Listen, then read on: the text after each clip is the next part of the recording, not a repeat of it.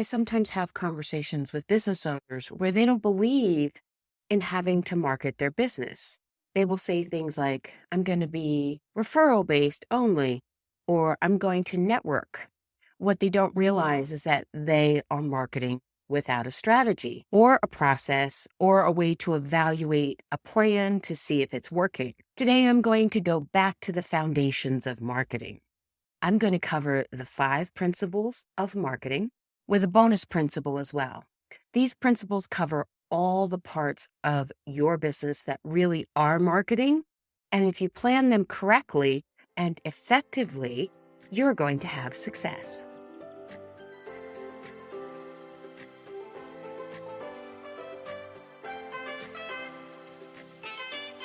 Inkyma's Marketing Strategies is a podcast for small business owners hosted by Audrey Kirchner, co-founder and chief marketing strategist at Inkyma, helping you navigate the world of marketing so that you can market your business in the right way, see growth, and thrive regardless of the industry you're in.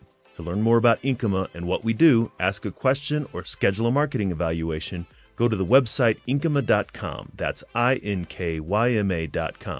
Listen to the show on your podcast player of choice, the Inkyma website, or the Inkyma YouTube channel. Just search for Inkyma Marketing Strategies and you'll find what you need.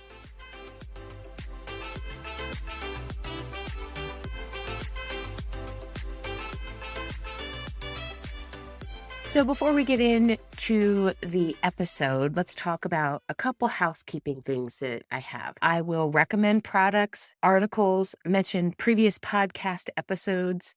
Those are all in the show notes on the website at inkyma.com, along with a rough transcript of the entire episode. So if you're looking for something specific, you can go and find it. If I do recommend products, more than likely we are partners with that company, affiliates, because we use the product. I don't recommend products that we have not vetted personally through our team over time, or that we use consistently on a day-to-day basis. Some of the products I recommend we have been using for years.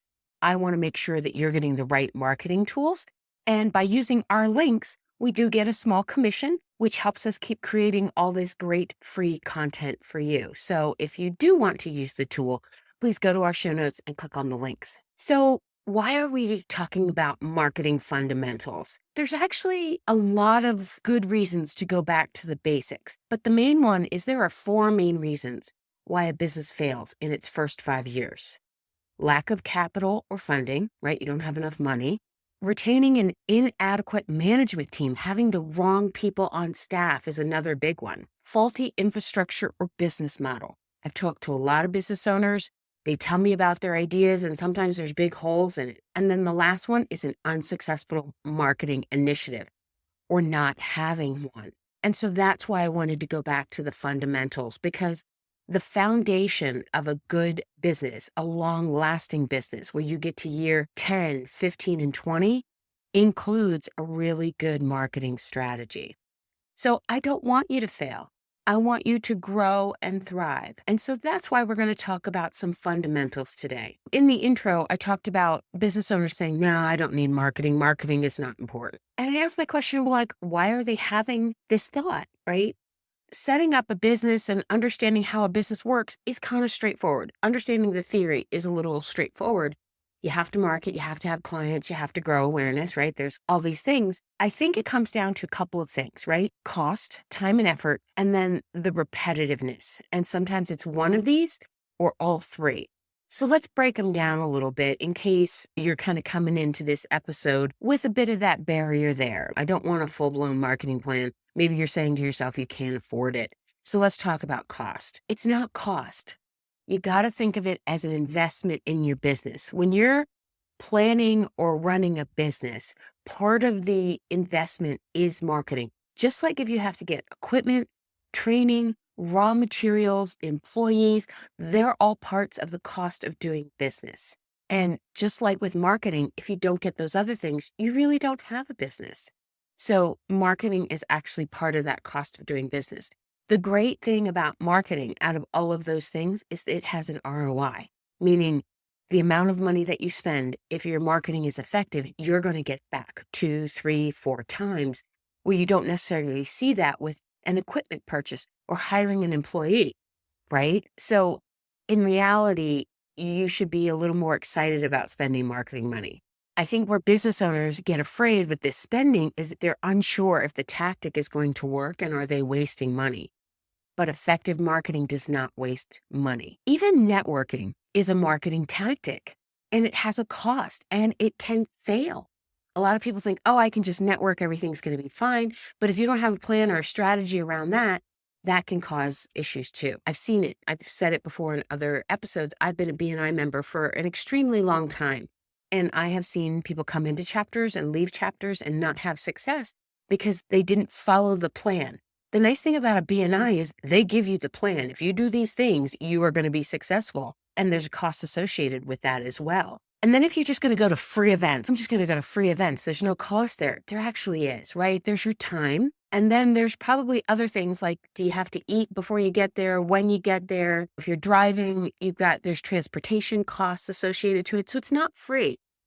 And time is a really important commodity, not just money and funding, but your time, because time is a commodity that you can't increase. You can't get it back. You can't make more of it. You can't buy more of it. And if you spend a lot of your time networking and you're not getting anything out of it, that's a really bad return on your time investment. You could be doing other things to try to grow your business. I also hear from business owners saying, well, I have more time than money. No, you don't, right? So be wise with both your money and your time. And then even if your plan for marketing isn't just networking, then do it the right way. Create a strategy of how you're going to do it and how you're going to make it successful. When you are putting together a budget, wrapping up this discussion on cost, allocating a minimum of 10%, 15, even sometimes 20, if you're really got big growth targets, is where your marketing budget should be. It's 10, 15, 20% of your gross revenue. Or if you have capital funding, a percentage of that funding as well. This doesn't include your foundation pieces. That's ongoing year after year marketing. Your foundation pieces are branding, websites, standard outreach pieces, those one-time costs that you need in place to get started so that you look and feel professional and legitimate when you actually start marketing, doing other outbound tactics for your business. So now let's talk about the time and effort you have to put in to actually doing marketing. Creating and executing a marketing plan, it does take time. It's not a simple thing. And a lot of businesses will make the mistake of just skipping this and putting together a few tactics, kind of like I was talking about before. It's, oh, I'm just going to do networking, but not put a plan together for the networking. And then they're just going to hope that it works.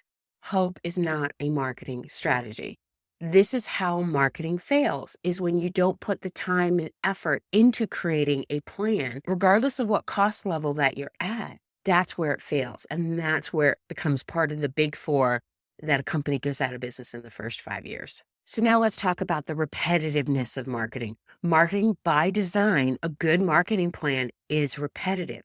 Or a better word, a word that us in marketing like to use, is consistent, right? Meaning whatever you're doing it with consistency. Your logo has to be the same everywhere. It's not something that you just change up all the time. If you're running ads, you need to run them for long, consistent periods of time.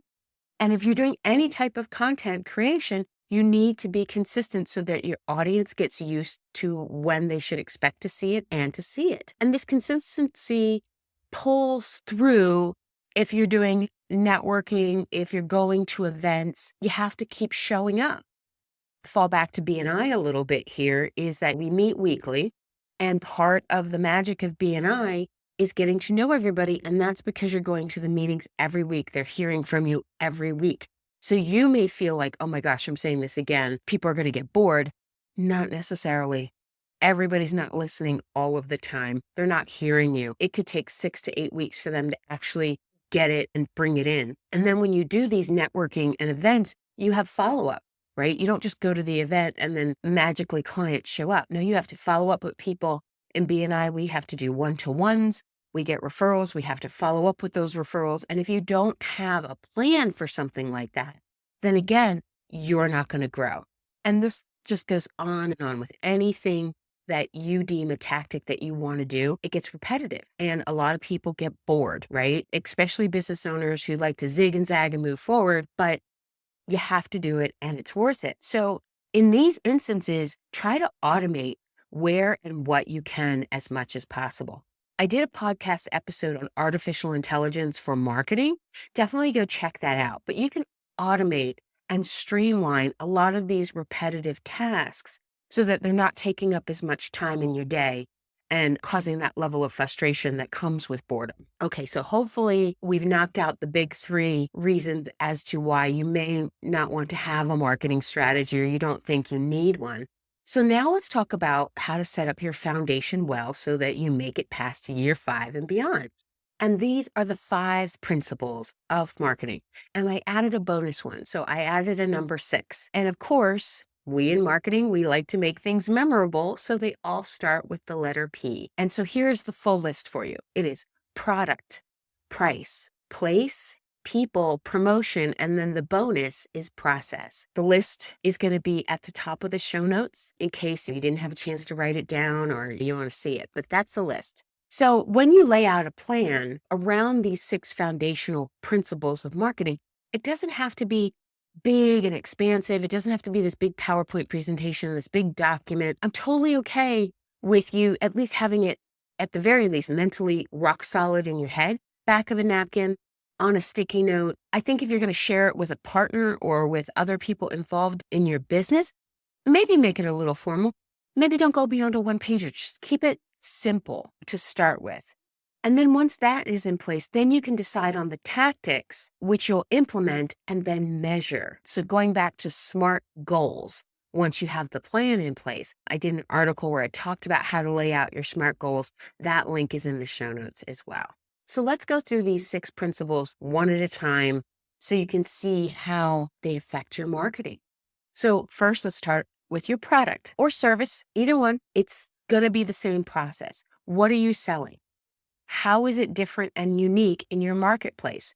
So your marketplace is going to be probably one of 2 things. You are going to be in a highly competitive marketplace where there are other people selling similar things that you are. So if you're a plumber, or if you're selling coffee, then your product strategy, you have to differentiate it really well. Why you instead of them? What are you offering? And then the second type of marketplace is where you have come up with a unique and different product or service that people may not understand to start with. If you've heard of the concepts of red oceans and blue oceans, highly competitive spaces are red oceans and blue oceans are where you peel off and you kind of create this own little new market space. So in that new marketplace, you have to educate and generate awareness around what your product or service does so that people understand they know that they need it. Software as a service, SaaS, will kind of branch off into that. But inventors of brand new products will also go into that area. So let me solidify this with an example. Netflix. Talked about Netflix before. Kind of love how their business model grew up over the years. When they started, they were definitely in an uncompetitive marketplace, a blue ocean. And they had to spend a lot of marketing time explaining what they were doing and why we think it's pretty cool, right? They first started out, it was like, you don't have to go to the store, you sign up, you pay a monthly subscription, not per movie, and we send you them, you watch them, you return them when you feel like it, there's no late fees, and then we'll send you more. And then they give you this online queue and you can queue up all these movies and you can search while you're online at home.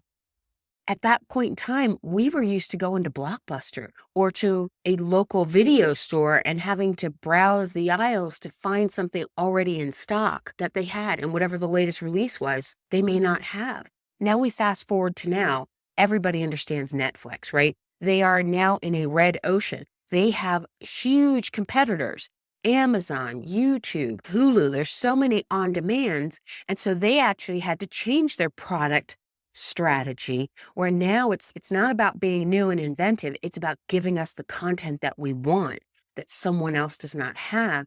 And this is where all this new exclusive content comes so that we actually keep our subscription and keep watching. So they are a really good example to look at of how you go from that being the only one in the marketplace to becoming a saturated marketplace and how they've changed their offerings and their marketing language. So now let's talk about price. Price will affect how you market your business. How do you want to price your product or service? So if you're in a competitive market space, you have to look at what other people are charging and then decide, will you charge more Or will you charge less? If you're going to charge less than the main competitors, then you're selling yourself and marketing yourself as an affordable company in that space. But you still need to talk about quality, right? Affordable price, high quality. You certainly don't want to go out with a message that, like, yeah, we use really cheap stuff, but we're bottom of the barrel, but you should buy from us anyway. You're not going to get anybody to buy from you. If you decide that you're going to charge more than the average in your category, then you're selling based on value, right? You're getting more for the money that you're spending, and your consumer doesn't mind spending more. They want a higher value. I did a whole episode on value-based marketing. That is in the show notes. Go listen to that if where you're thinking or where you are at is value-based, because you market differently based off of value than affordability. Language is different. Imagery is different. A lot of things are different. And you have to be very clear, because depending on which avenue and how you do it and how you set up your pricing structure will affect your marketing strategy. So now let's talk about place or location. Where are you doing business? Are you hyper local? Are you within a couple of blocks of where your brick and mortar is? Are you in a town, a region, a state, a region of the country, Northeast, Southeast? Or are you a national or international business? That's going to affect how you market and where you market your business. If you have a small budget, I do recommend that you start in a smaller region. It costs more to market in a larger location. Multiple budgets, bigger budgets, different messaging, because if you're doing the entire United States, you have to message differently in Florida versus Colorado versus Arizona, depending on what you're doing. So you could start smaller, and then as your revenue grows and your marketing budget grows, you can start expanding after that.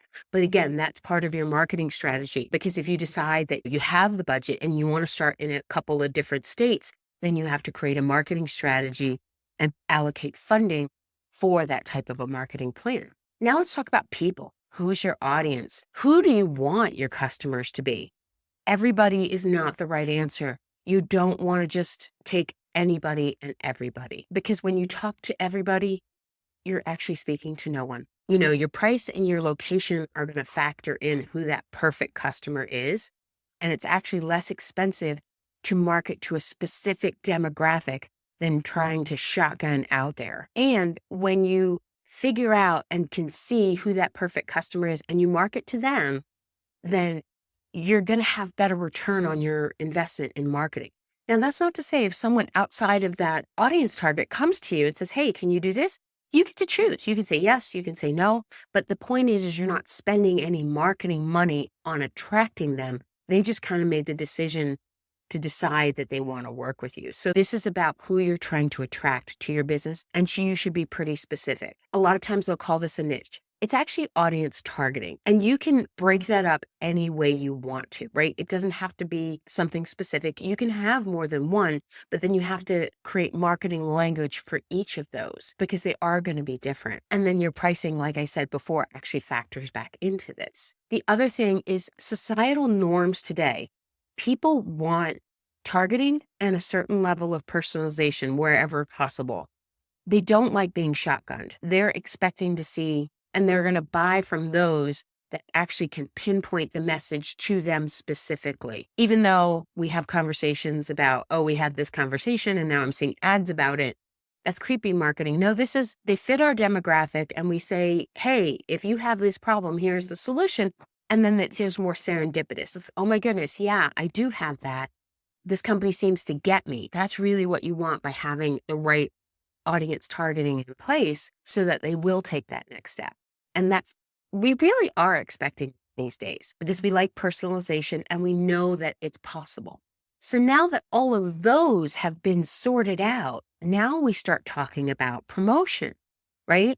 Because you know who, when, where, what your audience looks like.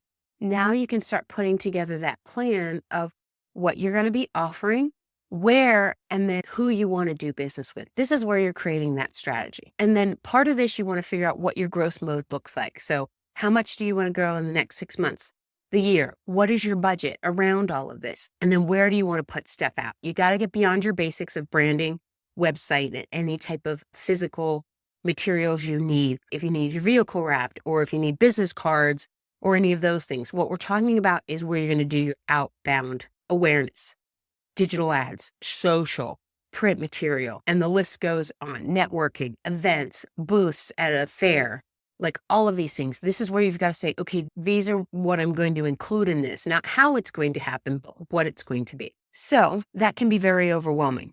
After you get your foundational marketing pieces set up, the next tactic that I recommend fleshing out is search engine optimization for your website in the digital space. And then probably networking. Networking is great. I think it returns on its investment if you're doing it right fairly quickly within a couple of months. And it's very easy to see and you're making other business connections.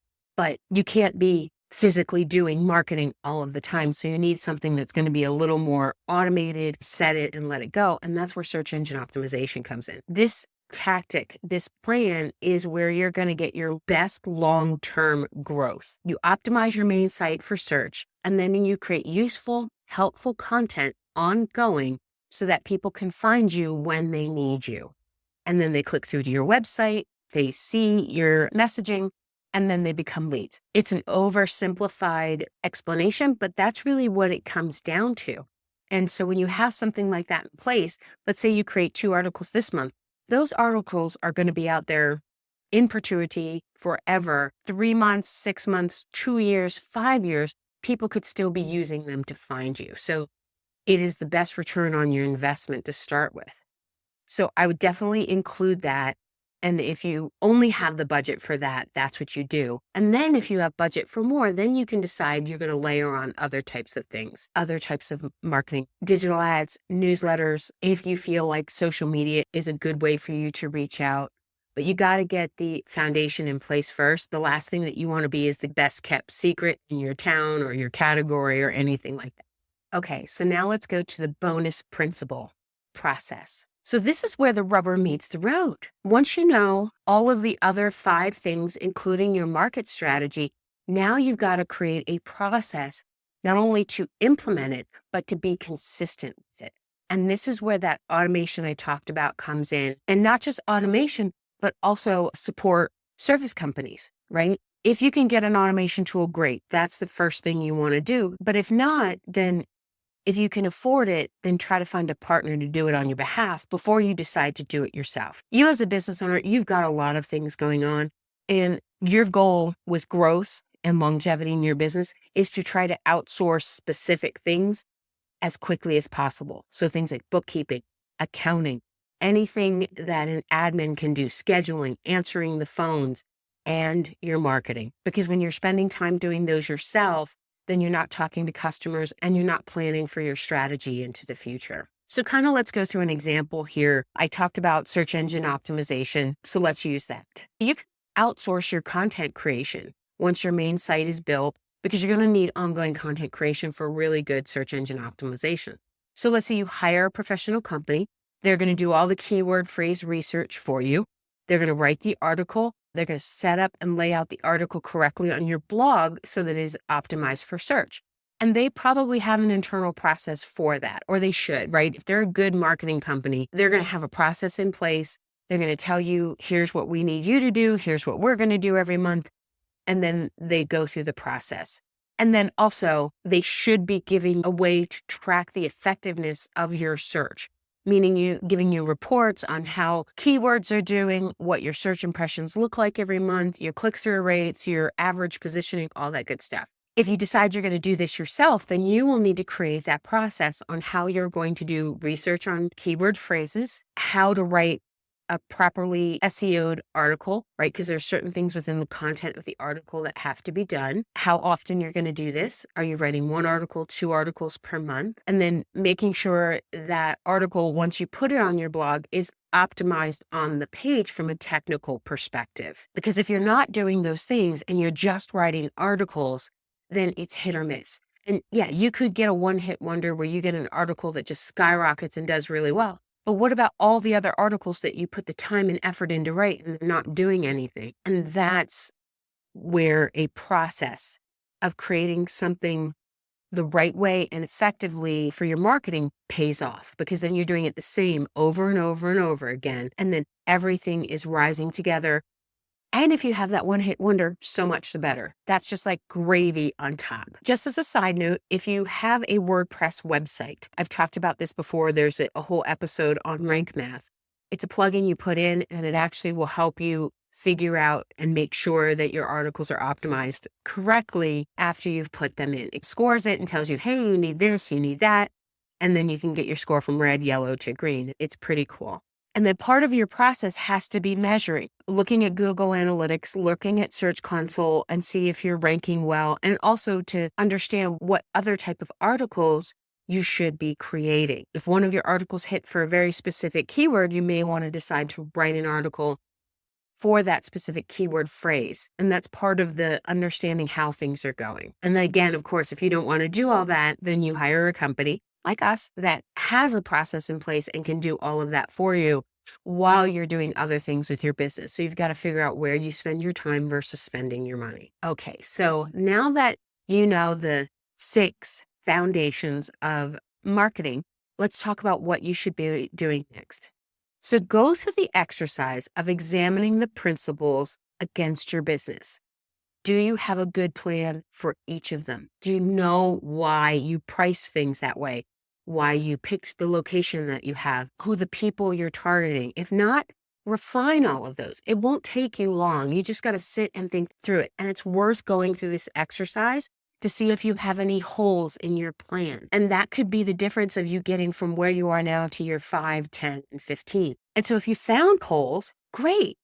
I honestly think you should celebrate that a little bit. You're like, whew, now I know what I didn't know before, because now you can make a plan on filling them and figuring it out and defining what you want that to be. And then just realize now and into the future, if you change any of the first 5, the product, pricing, places, or people, or promotional plan, you're probably going to have to reevaluate all of your marketing, your website, your foundation pieces, as well as your tactics, and make sure that they are now in line with the changes that you made. I talked to quite a few business owners and they're like, yeah, I'm expanding to a new location. I'm like, then we need to look at your marketing strategy and make sure you are prepared for that new location. And if you're a brand new business, like you've just started, you need to kind of go through this process probably every 3 to 6 months in your first and probably second year, because things are going to be changing fast. What you think you're going to do today will probably not be what you're going to do in 3 months. But that's part of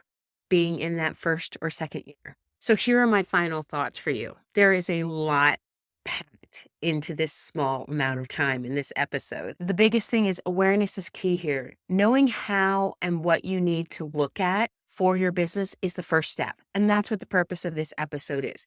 Go into the show notes. There's quite a bit of a list there. I may not have mentioned them all, but there's definitely going to be a long list of supporting episodes and articles to help take this to the next step for you in the show notes. But start taking action, right? And then as you need other things, as you're going through this, definitely go through the episodes because there's additional material there to support you. Here at Inkyma, we love to give back to the business community, and we do it in a bunch of different ways now. You can schedule a 45-minute consultation with me, and we can talk about your marketing. Do you have the 6 principles covered? Do you need help with your branding? Whatever you want for that 45 minutes, I'm going to do what I can for you. If you just have a quick question or you would like to suggest an episode topic, I love those. There's a contact form on all the pages. Just go fill it out. That comes to me. We have a newsletter for marketing masterminds. That is our DIY blog, YouTube, and newsletter. And signing up for that newsletter is pretty cool because what I do is I mix content. I have a topic like today's topic, and when it goes out into the newsletter, there may be a marketing masterminds video that supports it, a couple of articles. So you get 3 or 4 different resources around that one topic. So I put them into like little mini learning vignettes into the newsletter. And so hopefully you found today's information useful and helpful to you. If you did, please share it. Share the podcast. If you are on the newsletter, share the newsletter, right? There are other business owners out there that are having the same thoughts, worries, anxieties that you are as a business owner, right? We're a community and we need to help each other grow and thrive. And that is the whole purpose of this podcast. So thanks so much for listening, and I hope you have an amazing day.